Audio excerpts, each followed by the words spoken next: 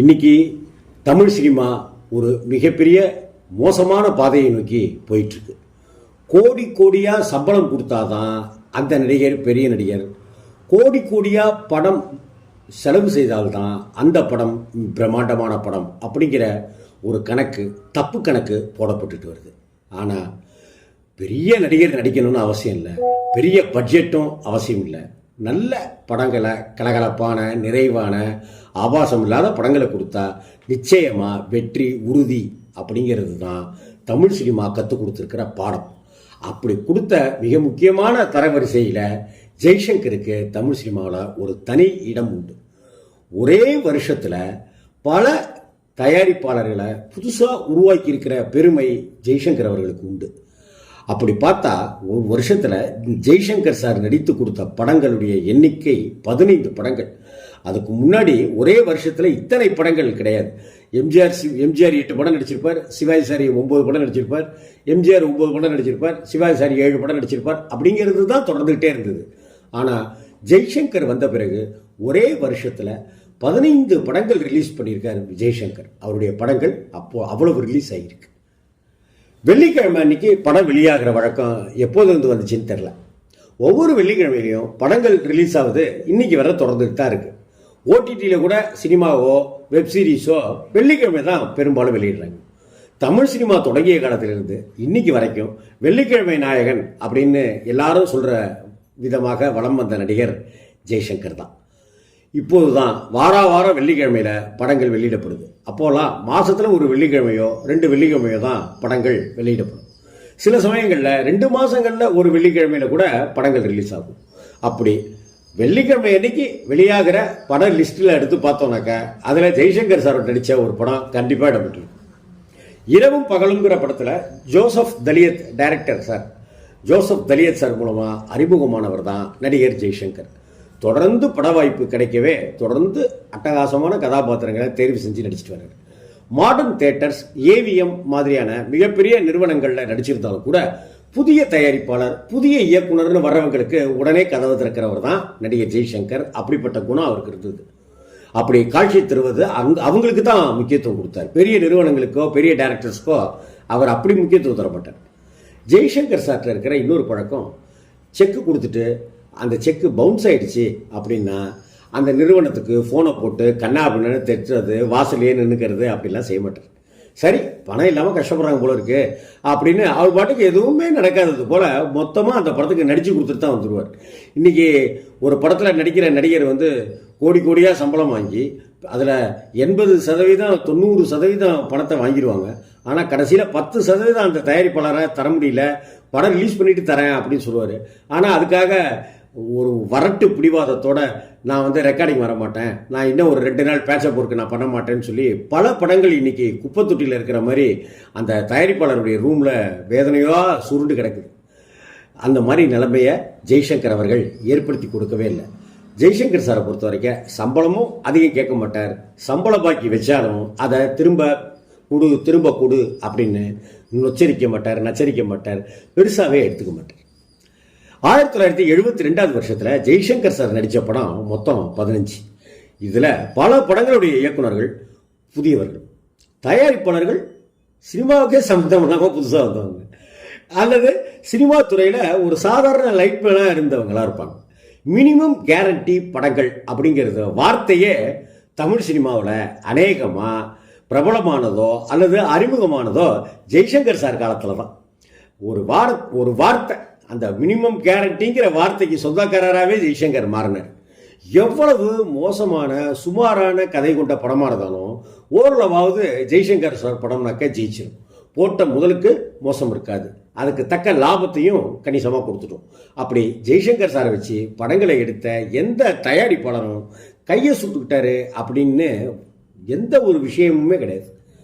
வி.டி. தியாகராஜனுடைய இயக்கத்தில் அவசர கல்யாணம்ங்கிற படத்தில் ஜெய்சங்கர் நடித்தார். வாணிஸ்ரீ தான் ஹீரோயின், டி.ஆர். பாப்பா அவர்கள் தான் மியூசிக் பண்ணார்.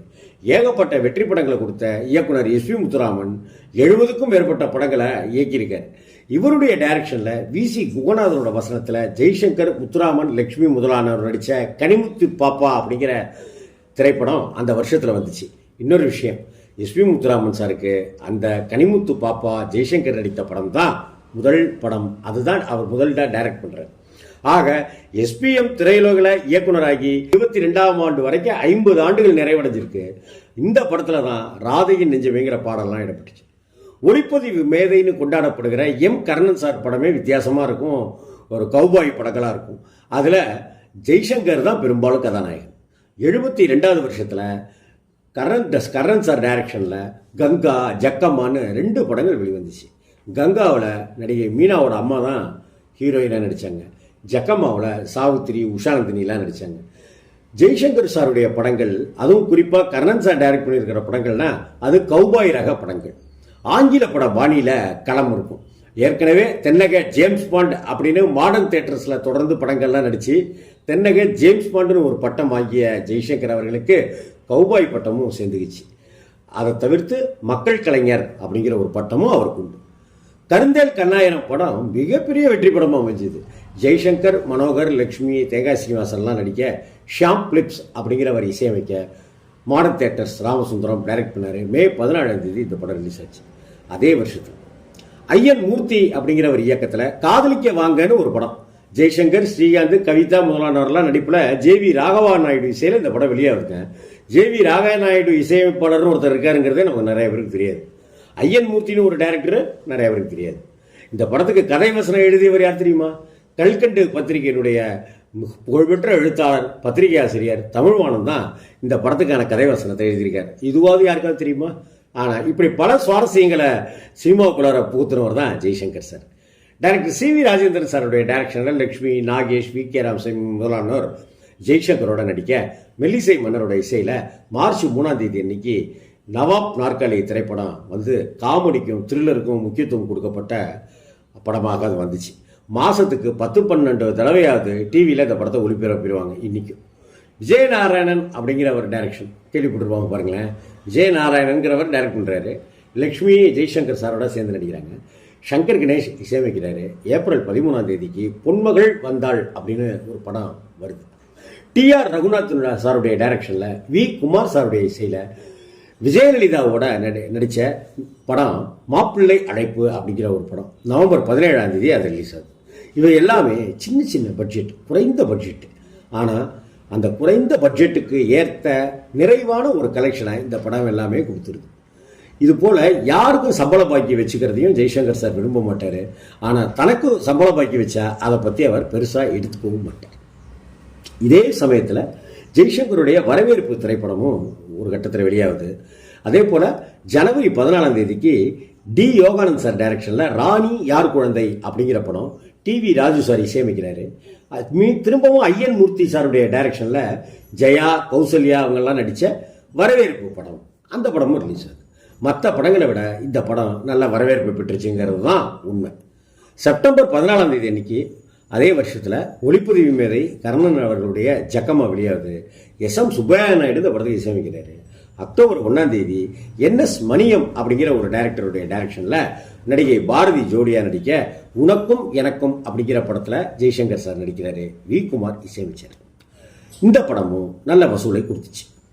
தேவன் அப்படின்னு ஒரு டைரக்டர் டிசம்பர் 22ஆம் தேதி அன்னைக்கு லக்ஷ்மியும் ஜெய்சங்கரும் ஜோடி சேர்ந்து நடித்த ஆசீர்வாதம் அப்படின்ற படம் வெளியாச்சு. மெல்லிசை மன்னர் தான் இசையமைக்கிறார். இதுக்கு முன்னாடி பிப்ரவரி 18ஆம் தேதி எஸ்.ஹெச். வேணு சார் டைரக்ஷன், சங்கர் கணேஷ் இசை, விஜயலலிதாவோட சவாலுக்கு சவால் அப்படிங்கிற ஒரு படம். திரும்பவும் ஐயன் மூர்த்தி சார் டைரக்ஷனில் சி வித்யாயோட ஜோடி போட்டு வி குமார் சாரோட இசையில் டில்லி டு மெட்ராஸ் அப்படின்னு ஒரு படம். எத்தனை படங்கள் பாருங்க, எவ்வளவு டைரக்டர்களுக்கு தொடர்ந்து வாய்ப்புகள் கொடுக்குறாரு, புதிய டைரக்டர்லாம் உருவாக்குறாரு பாருங்க. 1972ஆவது வருஷத்தில் ஜெய்சங்கர் சார் நடித்த மொத்தம் 15 படங்கள் ரிலீஸ் ஆச்சு. இதில் பல தயாரிப்பாளர்கள் புதியவர்கள், இயக்குனர்கள் புதியவர்கள், ஹீரோயின் அப்படியே அந்தந்த அன்னைக்கு மார்க்கெட் வேல்யூ கொண்ட நடிகைகள். ஆனாலும் எந்த பந்தாவும் இல்லாமல் எல்லாருக்கிட்டையும் ஹாய் ஹாய் ஹாய்னு சொல்லி நட்போட பழகிய ஜெய்சங்கரை புதிய புதிய தயாரிப்பாளர்களும் இயக்குனர்களும் தேடி தேடி வந்து வாய்ப்பு கேட்டாங்க. தேடி தேடி போய் ஜெய்சங்கர் சார் வாய்ப்பு கொடுத்தார். பட்ஜெட்டு சின்னதோ பெருசோ இதையெல்லாம் கணக்கில் எடுத்துக்க வேண்டிய அவசியமும் ரசிகனுக்கு கிடையாது இல்லையா? குறைஞ்ச செலவில் நிறைவான கலகலன்னு படங்களை பார்க்கத்தான் ரசிகர்கள் எப்போதுமே விரும்புவாங்க. இதுக்கெல்லாம் சாட்சியாகத்தான் 1972 வருஷத்தில் ஒரு நடிகர் 15 படங்களில் நடிக்க முடிச்சுது. ஜெய்சங்கருக்குன்னு ஒரு தனி மார்க்கெட் வேல்யூ அப்படி உருவானுச்சுங்கிறதையும் இருந்துச்சுங்கிறதையும் நம்மளால் இதன் மூலமாக உணர முடியுது.